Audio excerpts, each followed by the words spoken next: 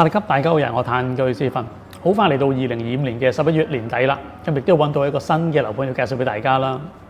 咁今次要介紹一個項目咧，就係位於曼谷 BTS 互動屬站嘅樓盤嚟嘅，係咁亦都係呢個 AP 入門級嘅系列啦 ，Aspire 送 Covid 103嘅係。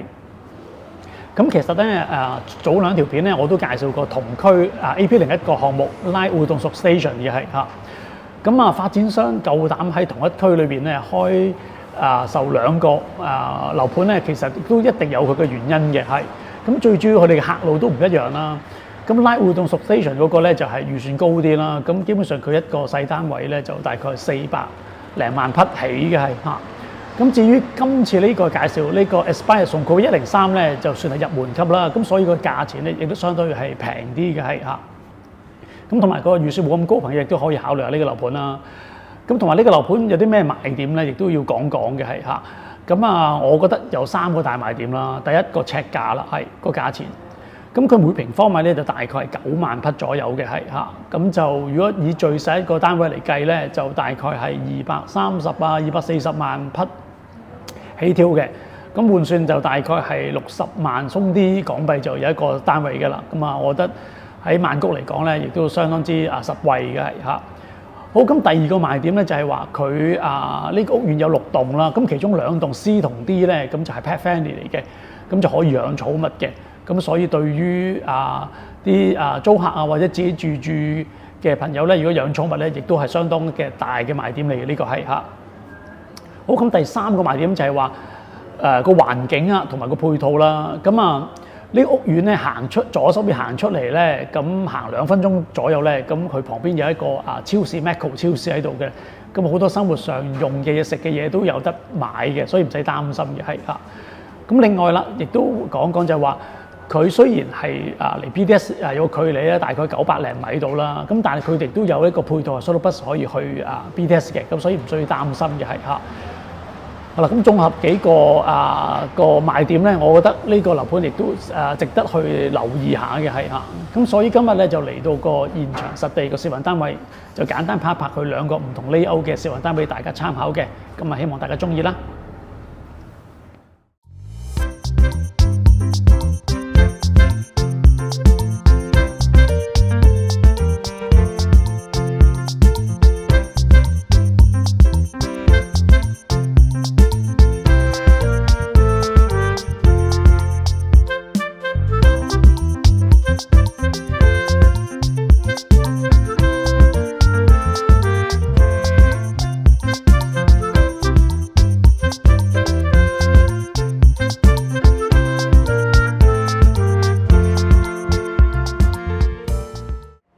好，咁首先介紹第一個試運單位咧，就30.5一房嘅設計配餐先啦。好，入到你門口嘅左手邊先啦，就係一個 pantry 啦。咁佢用嘅顏色都比較柔和啲嘅嚇，絕對唔會係將貨就價，喺入門級就會影得唔靚嘅係嚇。好，咁另外右手邊啦，右手邊咧就係一個洗手間啦，亦都係一個企缸嘅設計嚟嘅係嚇。咁由於係 pet friendly 嘅關係咧，咁佢其實道門咧已經係預咗一個位俾啲寵物狗貓入去可以去去廁所嘅嚇，咁所以都幾咁貼心嘅係嚇。好，咁再嚟呢度咧有個凹位咧，咁就可以做一個簡單嘅鞋櫃啦，可以係嚇。好，咁再入嚟啦，咁就係嗰個客飯廳啦嚇。咁呢邊就係嗰個飯廳啦，咁裏邊就係睡房啦。咁呢邊咧就係嗰個客廳嘅係嚇。即係雖然30平方米咁，但係都做出嚟效果都唔會太細係嚇。咁試運單位嗰邊咧就做咗個簡單嘅書台嚇，咁就可以當一個study room 咁用啦係嚇。門口嗰邊就係嗰個 pantry 啦嚇，咁呢邊就係嗰個飯廳啦嚇。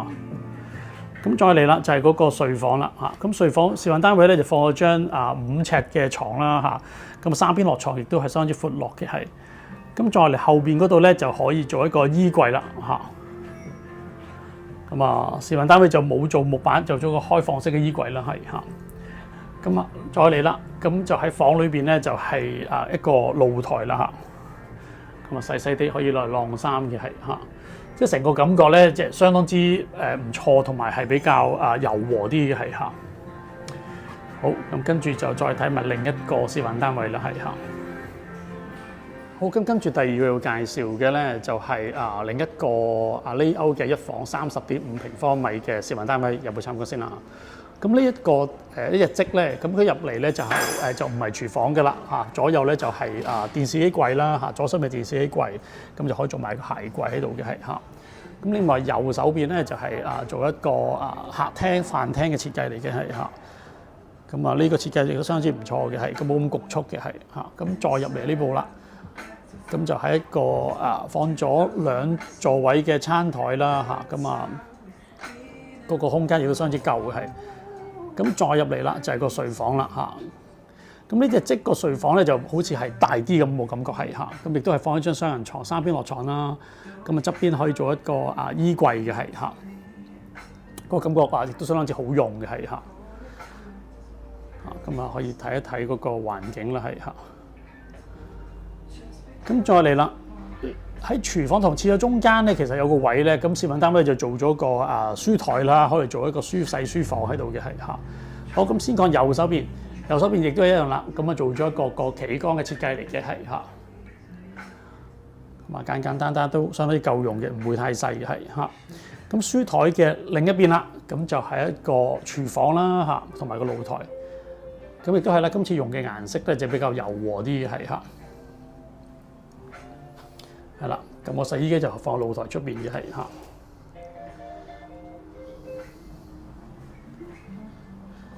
係啦，今次兩隻積咧個30平方米咧，感覺都個實用率都好高嘅，就個 layout 唔一樣，就即係俾客人自己揀佢自己嘅需要啦。咁兩個示範單位，你中意邊隻咧？歡迎留言啦！